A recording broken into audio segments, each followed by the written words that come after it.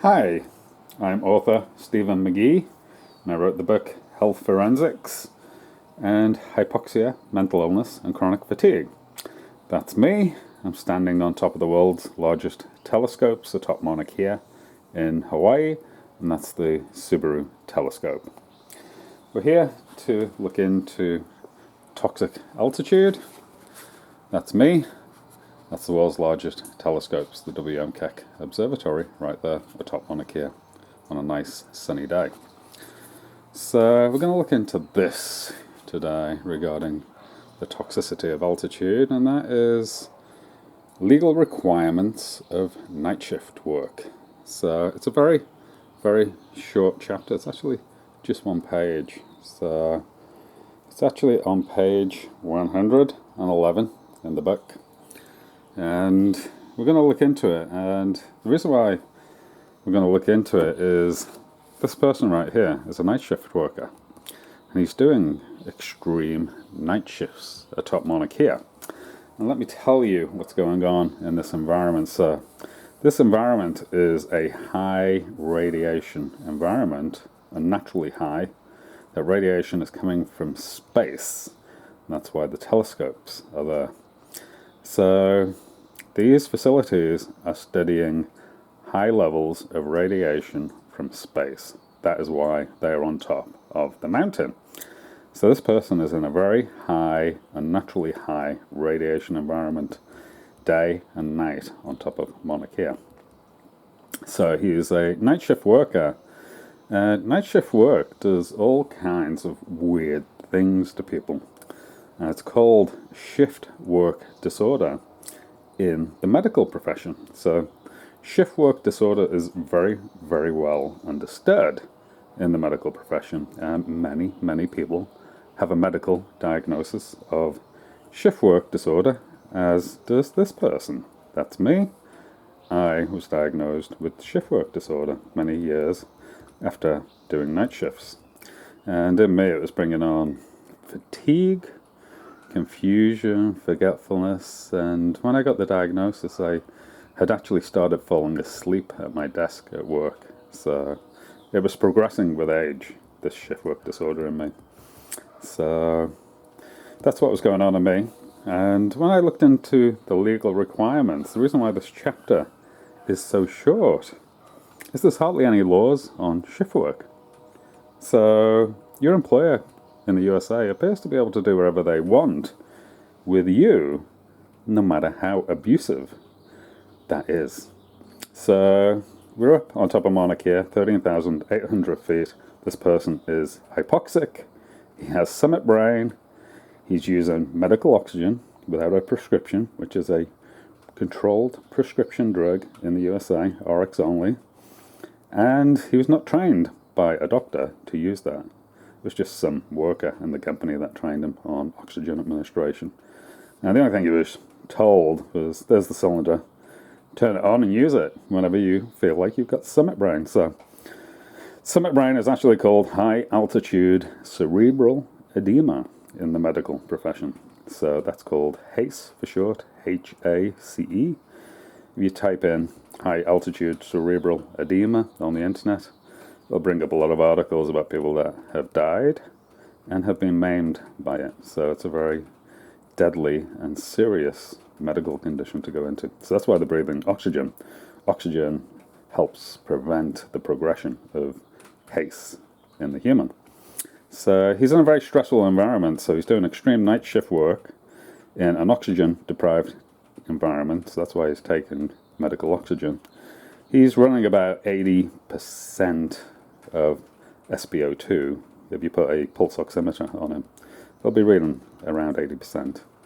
So he's in the harmful to human health range of what the medical profession regards. So the medical profession says anything below 88% is harmful to human health, and you need continuous oxygen administration. So this person's not doing continuous oxygen administration. He's doing intermittent oxygen administration. He's alternating between being oxygenated with medical oxygen and being hypoxic through being at 13,800 feet and not taking oxygen. So he's cycling in and out of these oxygen states while he's doing his night shifts. And he's also taken over-the-counter drugs. So the company tell the workers up there, they actually train the workers up there to take over-the-counter drugs to treat their altitude sickness. So they don't get trained to take altitude sickness drugs, which there's a few altitude sickness drugs around that are known to mountain climbers, and they're not trained to take those drugs. They're trained to take over-the-counter drugs that you can get in any drugstore. So it's things like headache tablets, throat lozenges, stomach antacids. It really upsets your gastrointestinal system, this altitude sickness. So they're on antacids, a lot of these people. And it's just a wide range of drugs that you'll find in a first aid cabinet. And they're in abundance up there because they're told to take them. So these are industrial quantities of over-the-counter drugs to feed these workers that are in the medical cabinet. So there's no shortage of them, and they're told to help themselves. They're not told about the risks of long-term drug use in an oxygen-deprived environment of 13,800 feet. He's just a little bit shorter than the summit. So he's maybe a couple of hundred feet below the summit, so he's probably at 13,600 feet, this guy. So what's going on with shift work? So these people go to the mountain. They typically do like a week on and a week off. That's what attracted me into the job. That's one of the reasons why I wanted to do the job, was to get that week off between shifts. And what happened with me was that the first year I kind of could survive it, but I did it for 3 years, and the second and third year were horrendous. So I started getting sicker and sicker in the second and third year as all the shift work disorder kicked in. So why are there no laws on this in the USA? I've not been able to find any laws. So if they exist, I would like to hear about them. But as far as I'm aware, OSHA, which is the health and safety people in the USA, have no laws regarding shift work. So the law I did find was from the European Union, so we're going to look into that. So in the USA, your night shift working company can do whatever they want with you. There's no legal protection in health and safety law. And we're talking night shifts that start before sunset and finish after sunrise. So we're talking maybe like 14 to 16 hour, maybe 18 hour long night shifts that this person is doing continuous before he goes to bed. There's generally not enough time to recover during sleep. It's virtually impossible to get 8 hours of sleep. And he's sleeping at 9,200 feet at high altitude at Halipahaku, where the hotel is.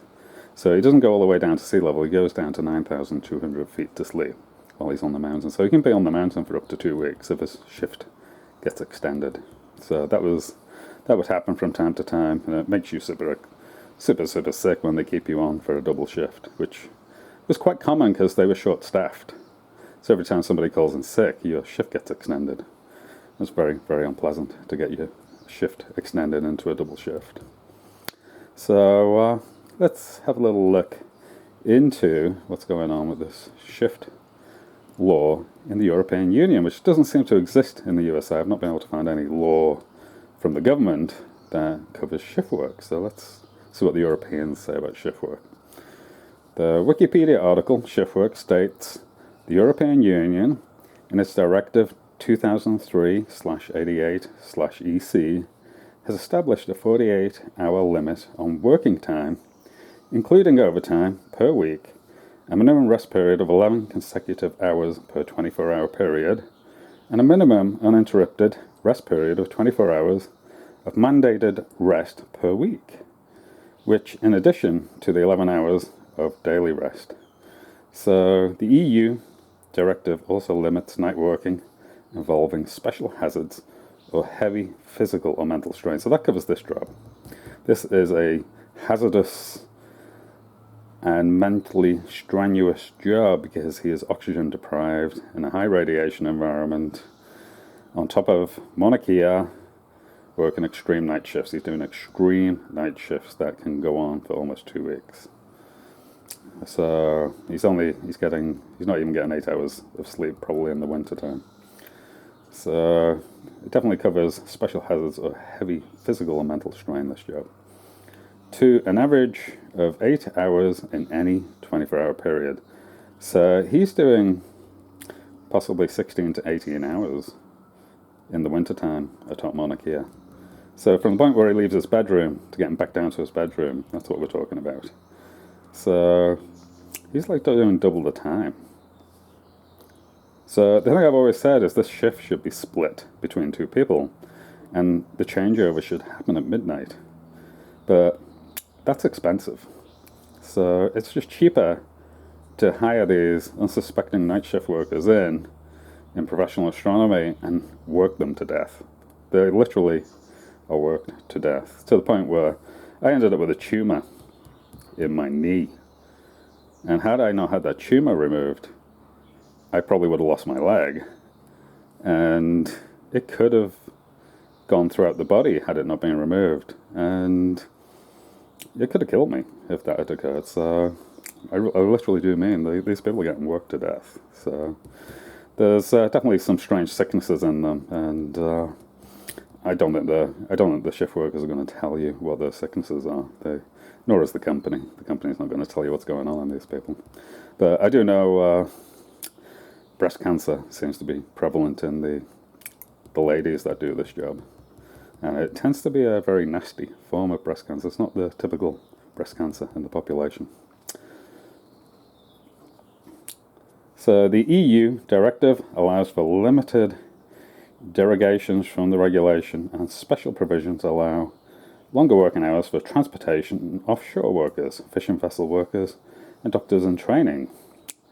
See also medical resident work hours, air traffic flight controllers and pilots.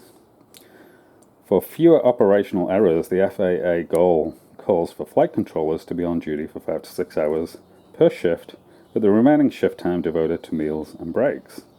For aircraft pilots, the actual time at the controls, flight time, is limited to 8 or 9 hours, depending on the time of the day. So you can see this is very controlled in Europe. And this looks like it's been written by European doctors who understand shift work disorder. But it doesn't seem to exist in the USA. And my big question is, why doesn't this law exist in the USA? Is the USA the greatest nation on earth, or is Europe the greatest nation on earth? I think Europe may actually be the greatest nation on earth. So they have the law. I can't find it in the USA. So you want to find out more about this law, this is a shortened version of it. You'll find it on Wikipedia under shift work. So let's wrap it up. I would run down like a battery during my extreme night shifts, and I would never fully recover during the week off between them. I would start my next set of extreme night shifts in a sickly state. So, I want to read that back to you. I would start my next set of extreme night shifts in a sickly state. So, it's not surprising I went on to develop a tumour that I had to have removed. And I should say that removal of the tumour triggered harassment of me from the WMKEC Observatory. I started getting taken into lone meetings where the management team would gang up on me, and these were surprise meetings. I had no idea that they were going to take place. I was just randomly dragged into them without warning, and they clearly stated one of the reasons why I was in there was because I had developed a tumour and had used my sick time to have it removed. So if you're working night shifts at Top Monarch here, you're in the WMKEC Observatory, you may get harassed out of your job for your voluntary resignation because you took time off to have your tumour removed that developed in a highly toxic workplace environment. So just be aware of that if you're working at the WMKEC Observatory. So this guy got harassed out of his job for his voluntary resignation. I never gave it to them. I got smart and I just found my work visa and went off to my new company and left them to the harassing behaviours on top of Monarch here. So that's hypoxia, mental illness and chronic fatigue for you. That's what happened to me on night shifts. So that's why these laws exist in Europe. So the longer I did this night shift working at the WMKEC Observatory, the sicker I got, to the point of going into hypoxia, mental illness and chronic fatigue. And I was in that state for many, many years. I eventually figured out how to do a treatment for it which improved my health, and that's in this book. And Health Forensics was actually written before I understood all the links to the toxicity of altitude. And the toxicity of altitude leads to this condition, hypoxia, mental illness, and chronic fatigue. So if you kept in this toxic altitude state for too long, and you do the drugs and the oxygen and shift working, all this toxic workplace behavior that's going on at the WMKEC Observatory, you should expect to go into hypoxia, mental illness, and chronic fatigue. I hope you enjoyed the presentation, and please like the video, and please subscribe to the channel. Thank you.